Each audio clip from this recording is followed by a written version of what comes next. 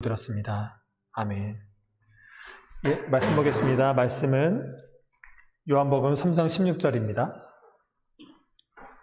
요한복음 3장 16절입니다. 우리 다 같이 한 목소리로 읽도록 하겠습니다. 시작. 하나님이 세상을 이처럼 사랑하사 독생자를 주셨으니 이는 그를 믿는 자마다 멸망하지 않고 영생을 얻게 하려 하심이라. 오늘은 부활주일입니다.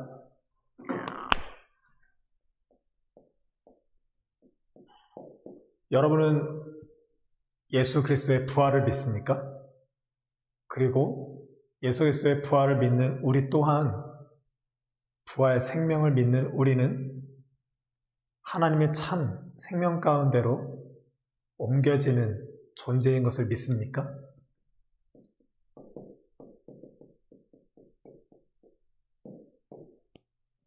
이 믿음은 무엇일까요?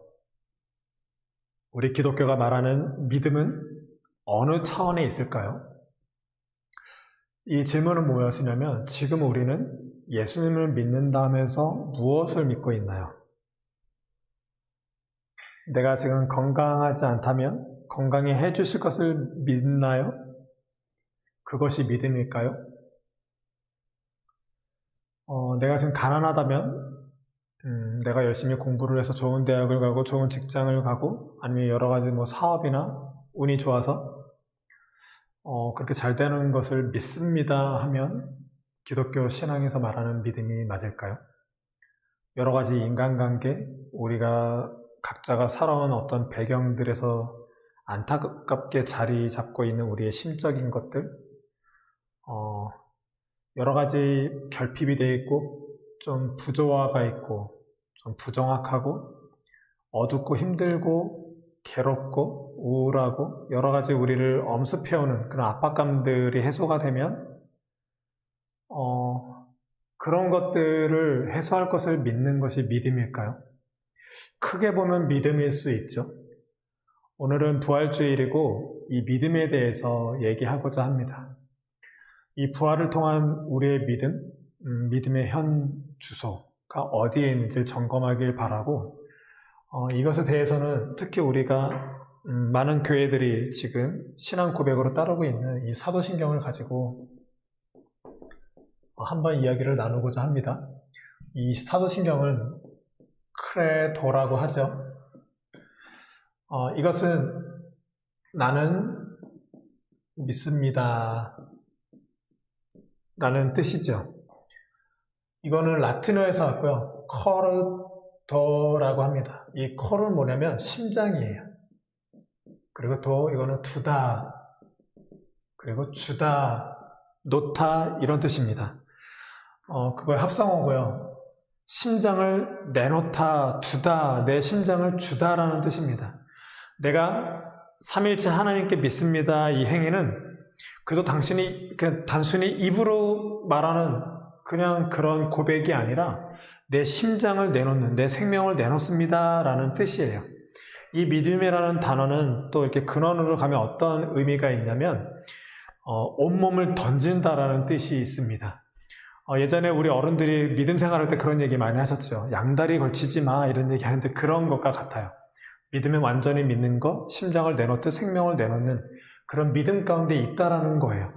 우리의 믿음은 그저 내가 어떻게든 잘 되고 내 가족이 어떻게 좀 이 땅 가운데 확장되고 확보되는 어떤 그런 것으로 믿음 삼는 것이 아니라 내게 무엇이 얻어지고 내게 어떤 것이 생겨나는 그런 것들을 위해서 믿음이 아니라 오히려 반대로 내가 죽어지고 내 것을 포기하는 것이 믿음이라고 얘기를 하는 거예요. 사도신경은 그 주후 390년경에 생겨나기 시작했습니다.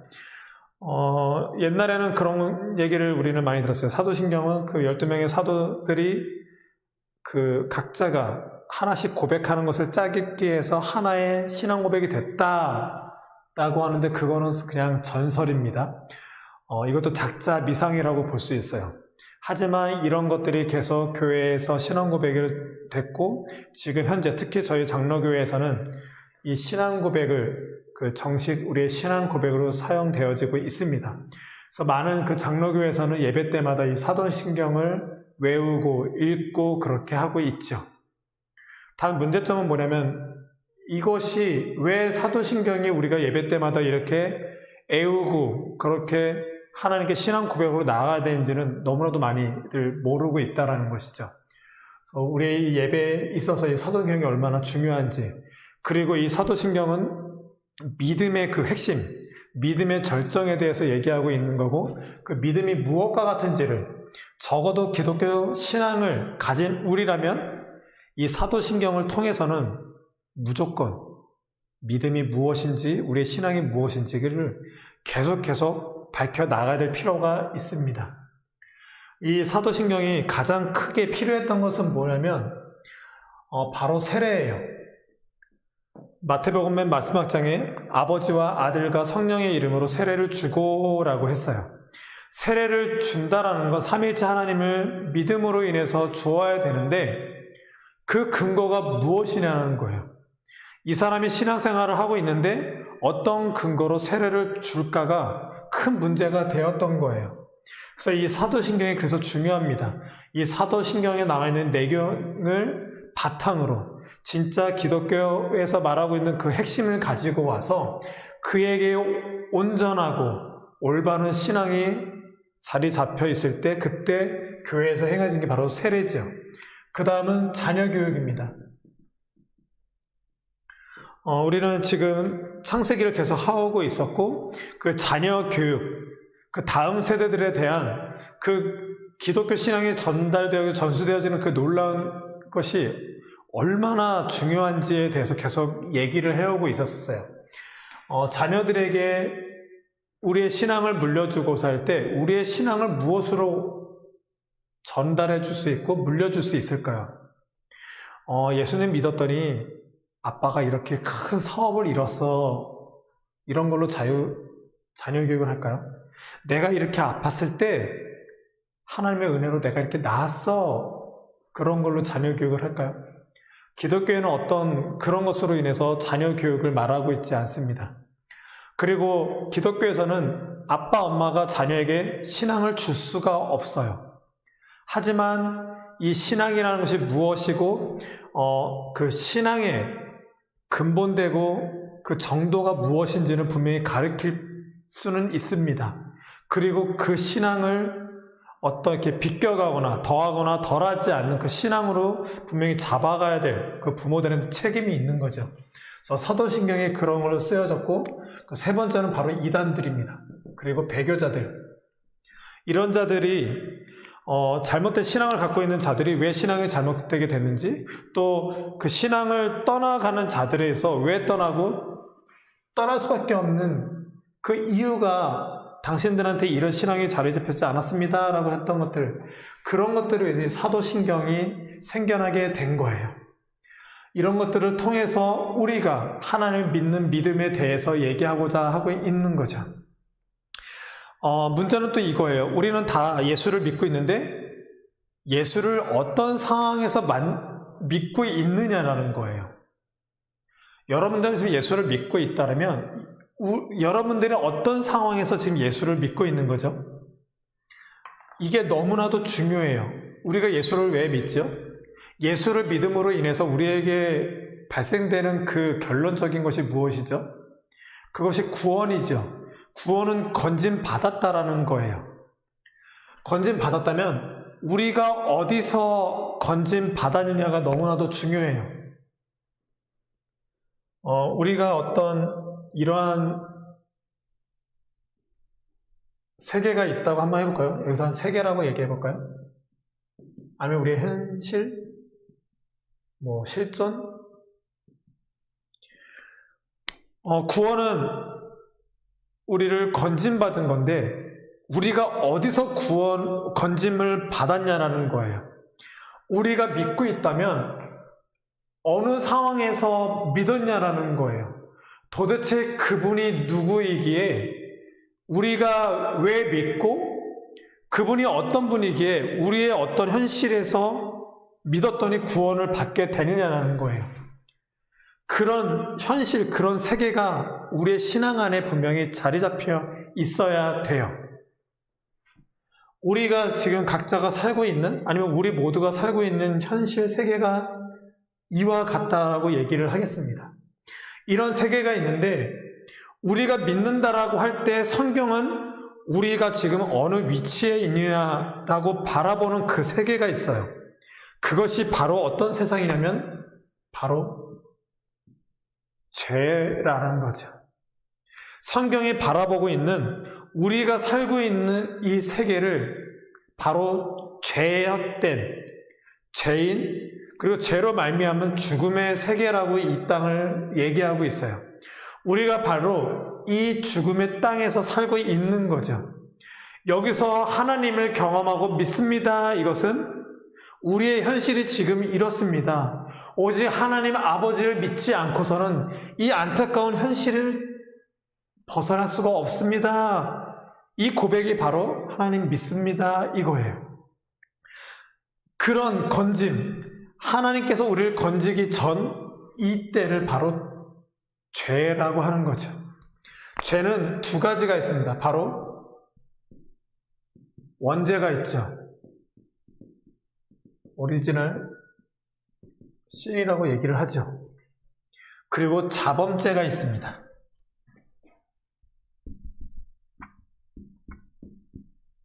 이거는 액츄얼 신이라고 하죠. 자범죄는 뭘까요? 자범죄는 내가 내 의지에 의해서 죄를 짓는 걸 얘기해요. 죄책이 어디 있을까요? 누구에게 있을까요? 죄책은 어떤 죄책감을 얘기하는 것이 아니라 죄의 책임을 얘기하는 거예요. 내가 내 의지로 죄를 지었기 때문에 그 죄에 대한 책임이 누구한테 있을까요? 바로 자신에게 있죠. 그리고 이 원죄, 오리지널 신은 무엇일까요? 이 원죄란 내가 내 의지로 죄를 짓기도 전에, 죄라는 걸 알기도 전에 있는 원래의 죄를 얘기하는 거예요. 이 원죄는 두 가지 의미가 있습니다. 첫 번째는 바로 죄책에 관한 거예요. 자범죄는 그 죄의 책임 바로 내 자신에게 있어요. 그렇다면 이 원죄, 내가 죄라는 것도 알기도 전에 있는 이 죄가, 그렇다면 이 죄책, 내가 짓지도 않은 죄를 짓기도 전에 있는 그 죄, 이 죄의 책은 누구한테 있느냐는 거예요. 바로 이 아담으로 비롯된 그 죄가 바로 나에게 연대가 되어져서 나에게도, 아담이 지은 죄로 말미암는 그 죄의 책임이 나에게도 있다는 것이 바로 원죄라고 얘기하고 있는 거예요. 그래서 이 아담은 우리의 대표성을 가지죠. 그리고 우리의 대리성을 가집니다. 누구? 아담의 허리에서 나온 모든 인류는 다 이 죄책을 가지고 있다는 거죠. 그래서 이 아담은 우리의 자연적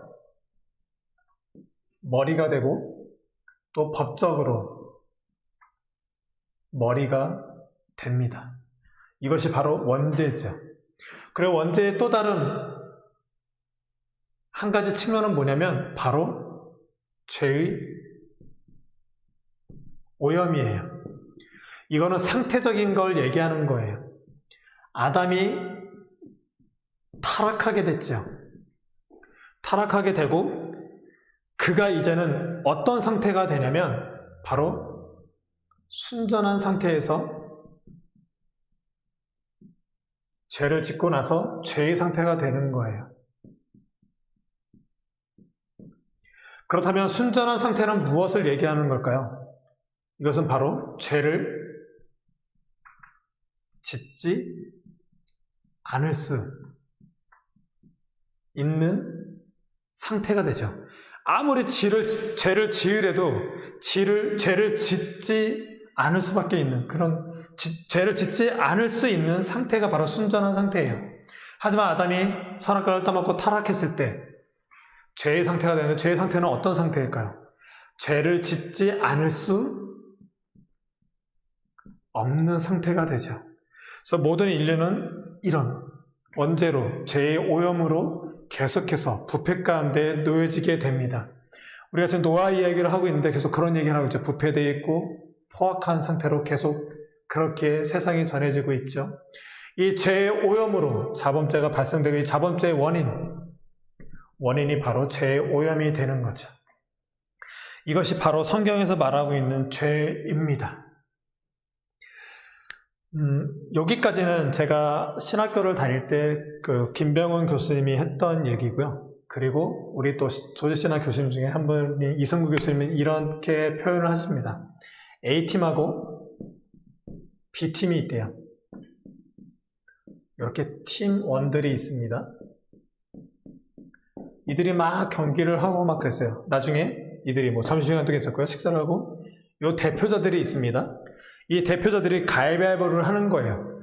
그래서 가위바위보를 해서 이긴 팀, 그러니까 진 팀이 이긴 팀한테 우리 아이스크림을 쏘자 이렇게 되는 거예요. 근데 B팀이 졌어요. 아니 A팀이 졌는데 A팀이 졌기 때문에 다 아이스크림을 쏘는 거예요. 이들에게 아이스크림을 사주게 됩니다. 이때 어느 누구도 왜 이 리더가, 이 대표자가 가위바위보에서 졌다고 내가 왜 얘네들한테 아이스크림을 쏴야 돼요? 이렇게 말하는 사람 없죠. 우린 다 이거 해봤죠. 이것이 바로 원죄라는 거예요. 아담이 지은 죄가, 우리는 오해하고 있는 게 뭐냐면 아담이 지은 죄가 원죄가 아니에요. 아담이 지은 죄는 바로 우리 모두는 다 죄를 지을 수밖에 없는 그런 존재인데, 우리 모든 인류는 다 죄인인데 그 죄에 대해서 대표성을 가진 것뿐밖에 안 돼요. 아담의 죄는 first sin, 첫 번째 죄를 지은 당사자가 되는 거지, 그 첫 번째 지은 죄 그 자체가 원죄는 아니라는 거예요. 우리 모두는 다 원죄를 가지고 있는데 그 대표적인 게 아담인 거고, 이 대표성을 가지고 있는 이 죄, 모든 우리는 죄를 가질 수밖에 없는 것을 원죄라고 얘기하고 있는 거예요. 그래서 이 아담, 이 대표성을 가지고 우리를 대리해서 있는 것이고, 아담으로 비롯된 모든 인류가 다 원죄 가운데 있는 거예요. 그래서 아담은 그저 우리의 자연적 머리고 법적인 머리일 뿐이지, 아담이 가지고 있는 그 죄가 원죄가 되어서 그 아담으로 인해서 태어난 모든 그 사람들이 아담 때문에 원죄를 주어졌어, 이런 차원은 아닌 거예요. 아시겠죠? 예. 그래서 우리는 모두가 다 하나님 앞에서 죄인이라는 거예요. 이것이 우리가 살고 있는 이 땅, 이 현실, 우리의 실존이라고 말하는 것입니다. 우리는 죄인이라는 거죠. 여기서 누가 자유로울 수가 있을까요? 모든 인류? 누가 자유로울 수 있을까요? 아무도 없죠. 우리는 저 좋은 집에 사는 사람은 좀 자유로울 거라고 봐요.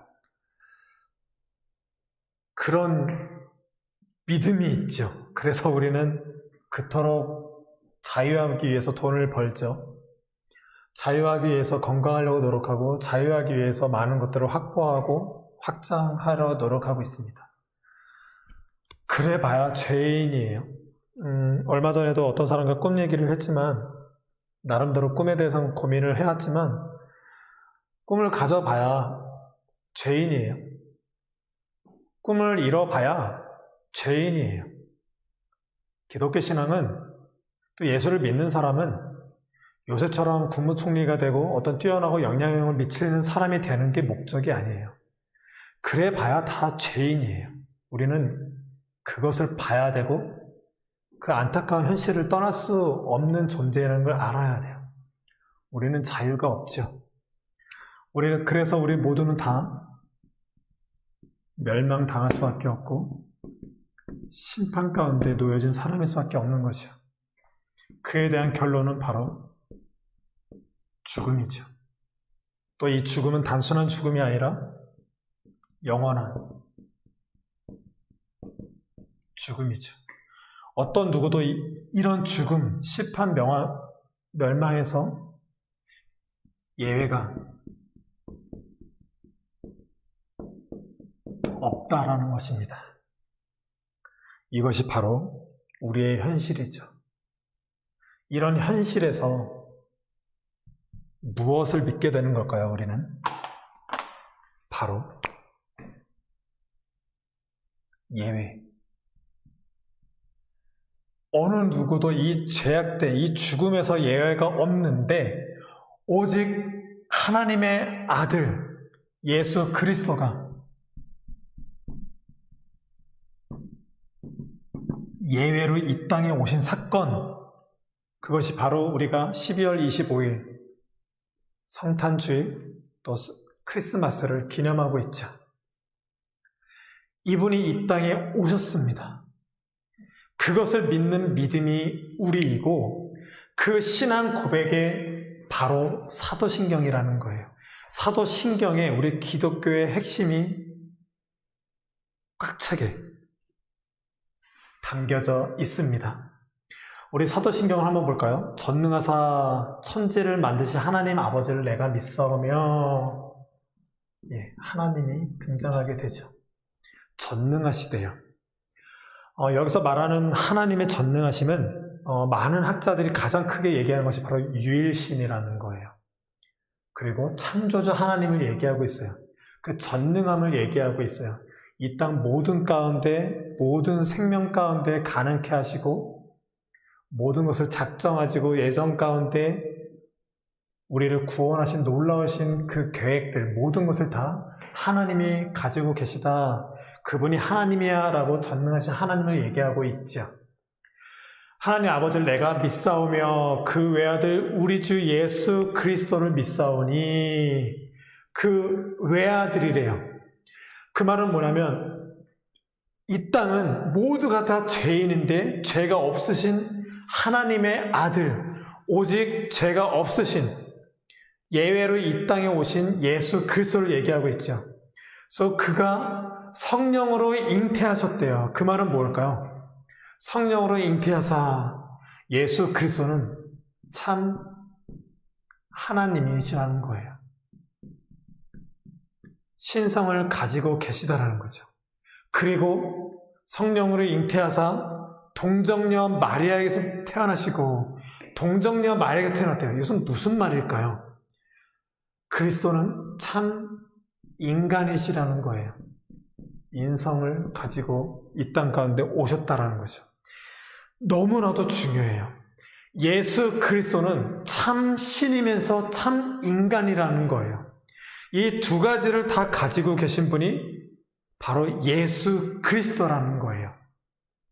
이것이 오해가 돼서 예수님 때도 그 이후에 교부 때도 그 이후에 계속해서 이것이 틀어져서 잘못 오해가 되어져서 착각을 하게 돼서 이단들이 나타나게 된 거예요.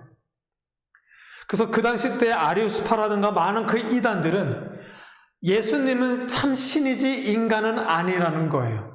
영은 아주 뛰어나고 높은 것으로 평가되는데 이 육체는 아무것도 아닌 쓰레기와 같은 걸로 다 그들을 치부해버리는 거예요. 그래서 그들은 그 영을 가둬놓는 그 감옥으로 이 육체를 설명을 했었어요. 근데 그런 것들이 다 수많은 그 종교 회의를 통해서 기독교 신앙이 하나하나 정립이 되면서 이단들이 축출해 나가는 그런 과정을 겪게 되면서 우리가 가지고 있는 이 말씀이, 이 성경책이 정경화 작업을 통해서 지금 이렇게 딱 주어지게 된 거죠. 예수 그리스도는 참 인간이라는 게 너무나도 중요해요. 우리가 가지고 있는 이 신앙 가운데, 우리가 알고 있는 기독교의 어떤 이 말씀 가운데 들어가고자 할 때 이것이 분명해져야 됩니다. 예수님은 하나님으로만 표현한다면 이단이에요. 예수님은 또 인간으로만 말하면 이단이에요. 그분은 참 하나님이시면 참 인간이십니다라고 고백을 해야 돼요. 여러분이 알고 있는 말씀 중에 어떤 것이 있냐면, 예수께서 세례를 받으시고 광야에 40일 금식을 하시죠. 그러고 나서 사단이 예수 앞에 나타나서 세 가지 시험을 합니다. 첫 번째가 뭐였죠? 돌이 떡덩이가 되게 해라. 바로 이거예요. 이게 바로 이거예요. 하나님의 아들이거든 돌이 떡덩이게 되는 것처럼 그런 기적을 일으켜봐. 이건 뭘까요? 사단은 지금 예수님을 하나님으로 돌려보내는 작업을 하고 있는 거예요. 그 유혹 가운데 예수님이 떨어진 거예요. 떨어진 것이 아니죠. 유혹을 받고 있는 거예요. 돌이 떡덩이가 되게 해서 인간으로는 할 수 없는, 오직 신만 할 수 있는 그 놀라운 그 기적을 베풀어라. 그래서 인간으로 와서 인간으로서의 이 땅에서의 사명을 감당하지 못하도록 시험을 하고 있는 것이 바로 그 내용이에요. 근데 예수께서 어떻게 이기셨죠? 말씀으로. 바로 그거예요. 예수님은 예수님 스스로도 내가 인간으로 이 땅에 오셨음을 계속해서 알리고 있고 사단에게조차도 그렇게 선포하고 있는 거예요. 동정녀 마리아에게 가서 십자가에 못 박혀 죽으시고 그저께였죠. 죽은 지 사흘 만에 부활하셨대요. 이것을 믿는 것이 우리의 기독교 신앙이죠. 하지만 안타까운 건 이 중간에 한 가지가 좀 빠져 있어요. 우리 사도신경에. 뭐냐면 He descended into hell. 이 중요한 이 문구가 빠져 있어요. 여러분들 혹시 지금 영어 성경이나 다른 문헌들을 보시면 우리 한글로 된 사도신경에만 이게 빠져 있어요. He descended into hell. 그러니까 그분이 십자가에 못 박혀 죽으셔서 지옥 강화 사건이죠. 지옥으로 가신 사건을 빼먹었어요. 그저 우리는 죽은 자 가운데서 다시 살아나시며 이렇게 돼 있는데 죄의 삭슨 사망이라고 그랬어요. 우리 모두는 다 죄인이에요. 죽음 가운데 있는데 오직 독생자 예수 그리스도, 독생자 홀로독 생명생자, 홀로 유일하게 생명이 있으신 그 예수 그리스도가 십자가에 못 박혀 죽은 사건, 죄의 삭슨 사망이라고 했기 때문에 예수님께서 모든 죄를 다 가지고 죽으셨기 때문에 죄의 삭슨 사망, 죽음 가운데 갈 수밖에 없는 이 놀라운 그 사실을 우리 빼먹었어요. 우리 기독교 신앙이 우리나라에 처음에 들어올 때 이 사도신경이 그대로 다 전수가 돼 있었대요. 그래서 감리교 쪽에는 저렇게 우리 현재 쓰고 있는 사도신경이 있고 우리 장로교 쪽에는 이걸 그대로 사도신경을 썼었대요. 근데 우리가 한국교회가 발전이 되면서 교회의 연합이 이루어질 때 이 사도신경에서 얘기할 때 우리 장로교회가 이제 감리교 쪽에서 말하고 있는 저 사도신경에 동의를 해서 이렇게 돼 있죠. 그래서 저희 장로교 어른들은 목사님들 중에는 요것이 빠진 것을 굉장히 안타까워하세요. 사도신경을 저도 지금 이렇게 말씀을 전하고 있는 저로서도 요게 좀 안타깝긴 해요. 요것을 좀 잘 넣었으면 좋겠습니다. 왜냐면 우리의 믿음과 직결되고 예수 그리스도가 우리가 믿고 있는 예수 그리스도가 어떤 모습 속에서 있는지가 분명히 우리는 알 필요가 있거든요.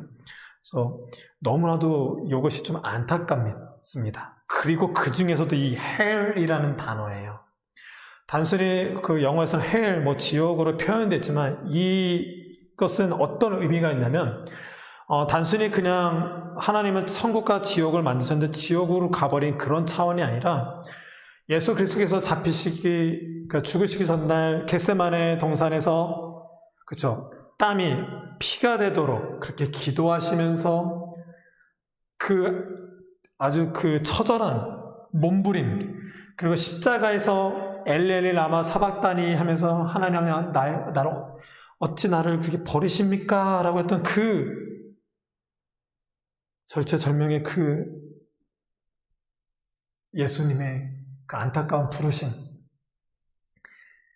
그 부르짖음이 바로 이 hell이라는 단어예요. 단순히 지옥으로 가버린, 그냥 그러고 끝나버리는 그걸로 두려워하고 하신 것이 아니라 하나님과의 그 단절, 하나님과의 연결되지 않는 그것이 두려워서 엘레니 라마 사박단이라고 외치셨던 거예요. 그것이 바로 진짜 지옥이라는 거죠. 이 죄인들은 하나님과 단절된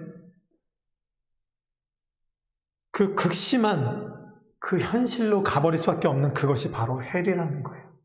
이 가운데 하나님께서는 살려내신 것이죠. 그것이 부활이고 그것이 참 생명이라고 하는 것입니다.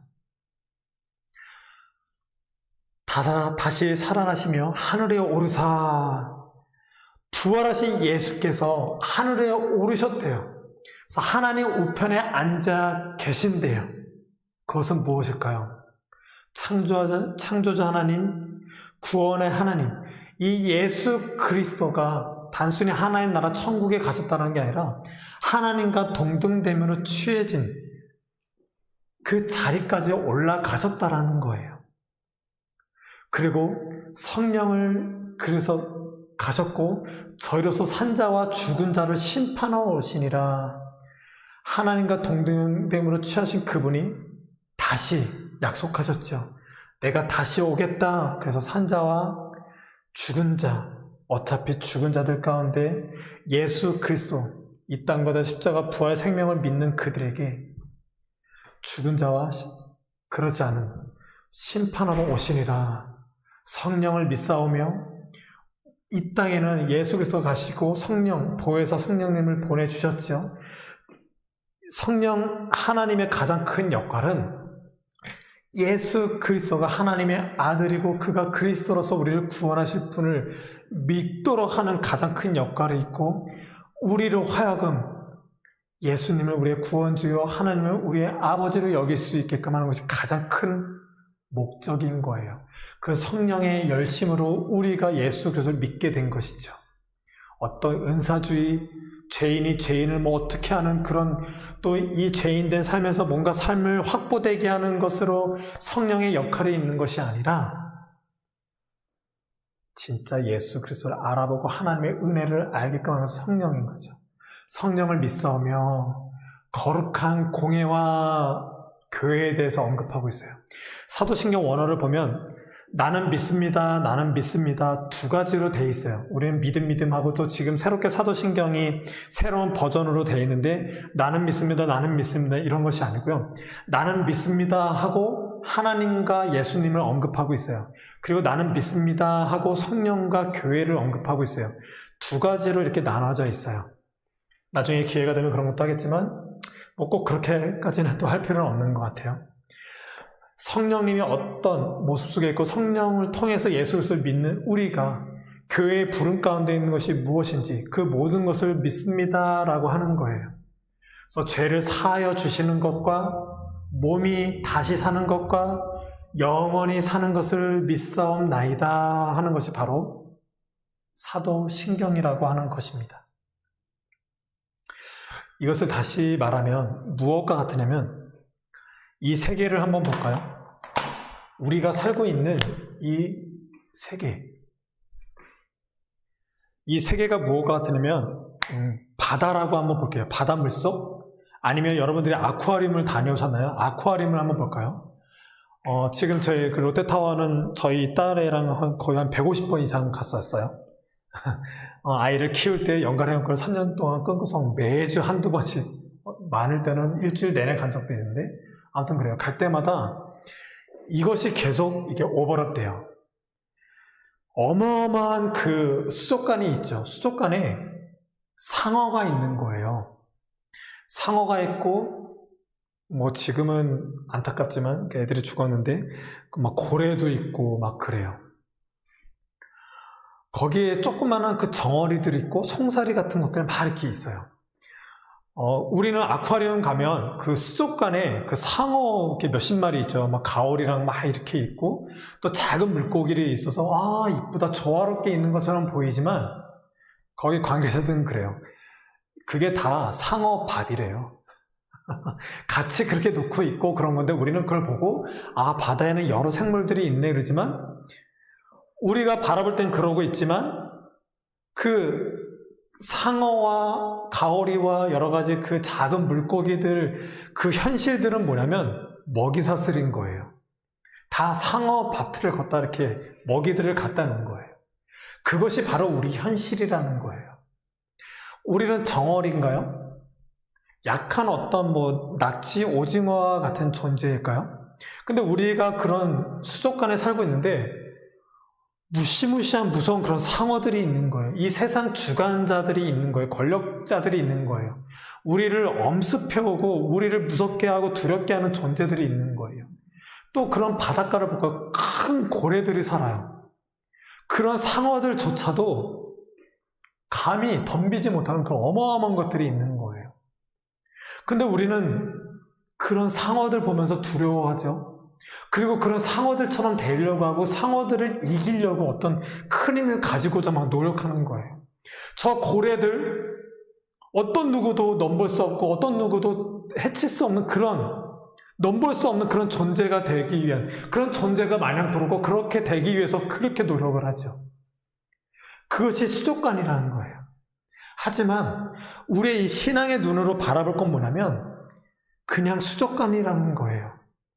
우리가 그렇게 두려워하는 대상, 그 상어들, 또 우리가 그렇게 되려고 하고 세상이 그렇게 건들지 못하는 그런 대상이 되게 한 그 고래와 같은 그런 상어와 고래들조차도 그 물이라는 어떤 힘의 논리에 살 수밖에 없는 존재라는 거예요. 저 고래도 상어도 그저 그냥 물 속에 있어야 될 수밖에 없는 그 존재, 물이라는 그 힘의 논리에 의해서 살 수밖에 없는 존재라는 거예요. 그들은 다 물 밖에 놓여지면 다 죽어요. 그것이 우리의 현실이라는 거예요. 그런 안타까운 물이라는 그곳에 예수 그리스도가 첨벙하고 들어오신 거예요.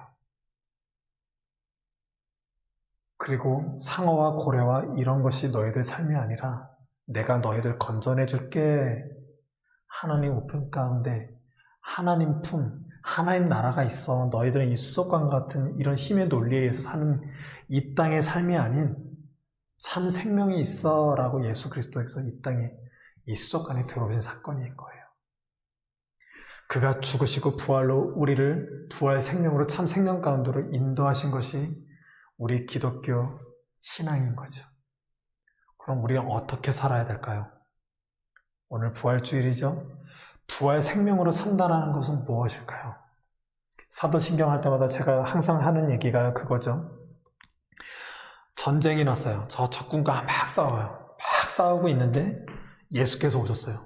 예수께서 적진에 오셨는데 기적을 베푸시는 거예요. 죽은 자를 살리시고 병든 자를 낫게 하시고 눈먼 자 안질병이 일으키고 보게 하시죠. 그리고 광풍을 만났는데 잠잠하라 했더니 잠잠해진 거예요. 그것이 예수 그리스도가 우리의 대장이 돼서 오셨는데 적이 총을 쏴요. 근데 예수님이 총에 맞아 죽으신 거예요. 뭘까요? 황당하잖아요.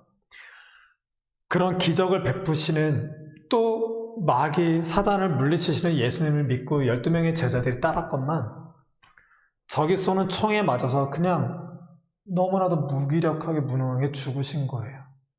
그런 기적을 베푸시는 이 모든 자연 만물까지도 폭풍까지도 잠잠케 하시는 분이라면 우리를 뭔가 어떻게든 해줄 거라고 생각하고 믿었는데 총 맞고 그냥 죽으신 거예요. 십자가에서 죽으신 거예요.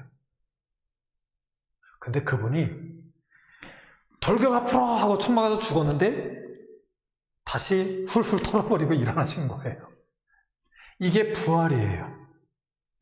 우리는 이 부활신앙을 이해를 못하니까 어떻게 되냐면 주님 여기서 막 적군에서 총알이 날라와요. 저한테 수류탄을 주세요. 우리는 이런 기도를 하고 있는 거예요.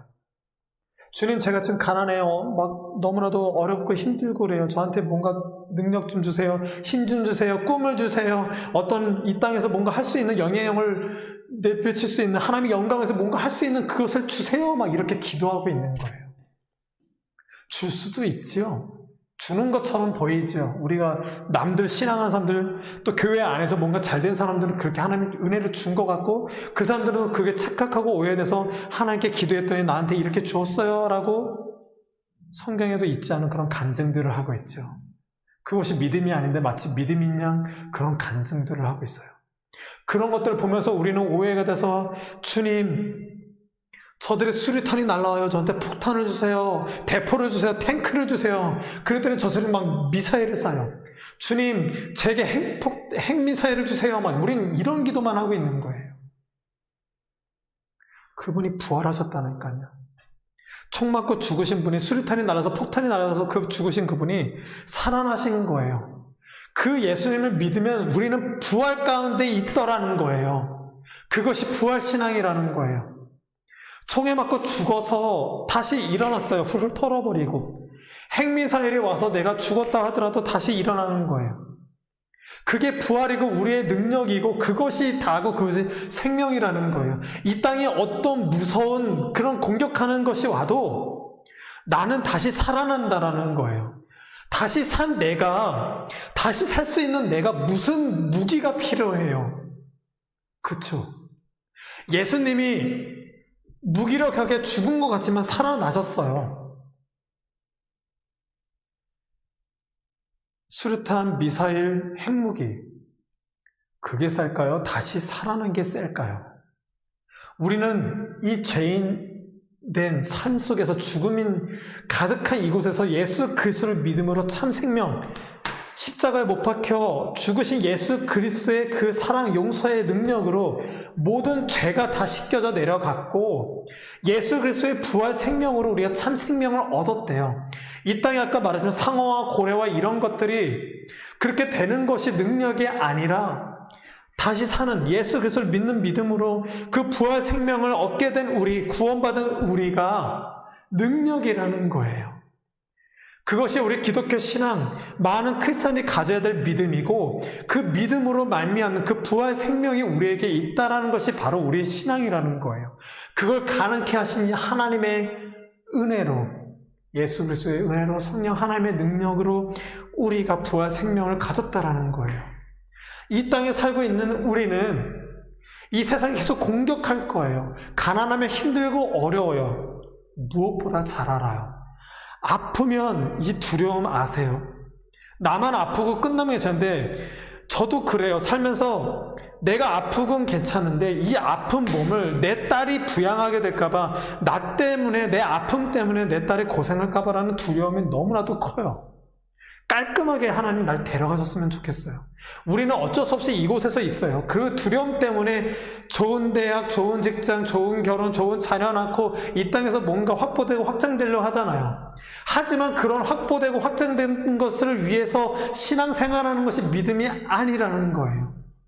우리 기독교 신앙은 진짜 믿음, 진짜 십자가의 사랑과 부활 사랑, 이 참 생명이 우리 가운데 있다라는 거예요. 그것을 믿는 것, 그것이 다이고 그 부활 생명의 소망을 가지고 사는 것이 바로 기독교 신앙, 바로 우리의 신앙이라는 것입니다. 오늘은 부활주일이에요. 예수님이 살아나셨습니다. 성부, 성자, 성령 하나님은 살아 계십니다. 살아 계시면서 살려내시는 분이십니다.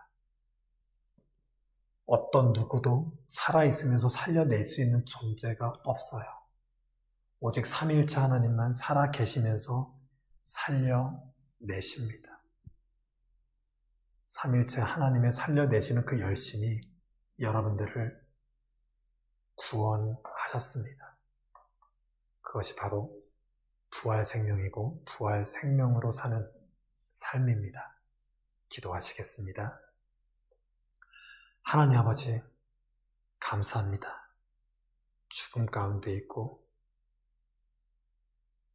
죽음을 해결할 수 없는, 자유할 수 없는 우리를 위하여 독생자 예수 그리스도를 보내주셔서 그의 십자가의 죽으심과 부활하심을 믿음으로, 그 믿음으로 우리가 참 생명을 얻고 그 생명의 능력으로 이 땅을 살 수 있는 그 놀라운 은혜를 주시니 너무나도 감사를 드립니다. 그 은혜를 깨닫고 그 진리를 알고 길이요 진리요 생명이신 예수 그리스도를 따라 생명으로 사는